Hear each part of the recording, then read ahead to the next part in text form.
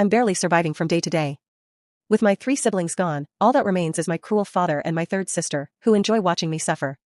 So when a stranger came to hire me, my father didn't hesitate and handed me over without a second thought. I was terrified. I knew I wasn't being hired for any skill, it was because I was from the slums, someone who could be replaced or discarded anytime. But even so, leaving this nightmare life behind brought a strange sense of relief. At the mansion, I was assigned as a personal maid.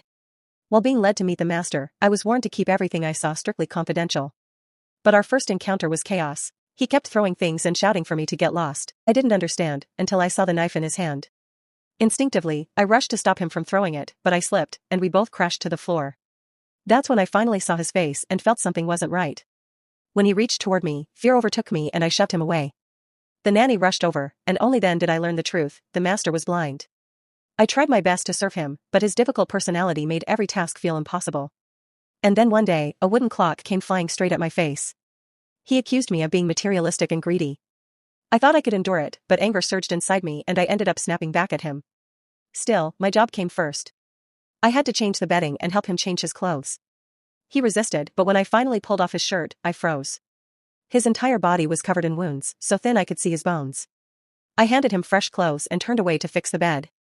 When I turned back, he had somehow slipped under the covers again, but I noticed he hadn't changed his underwear.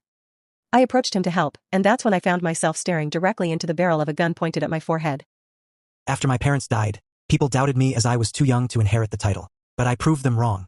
I worked hard and shaped myself into the head of the house. While I was attending a party hosted by the royal family, an assassin threw a strange liquid at my face. At first, it only stung a little, but soon I couldn't see any light at all. I had gone blind. I decided to hide it and tried to continue living normally. But then more assassination attempts began happening. I lived in fear that someone would try to kill me. Even in my own mansion, my food was poisoned. And the thought that people would take away my position if they learned I was blind terrified me. So I shut myself away in a room.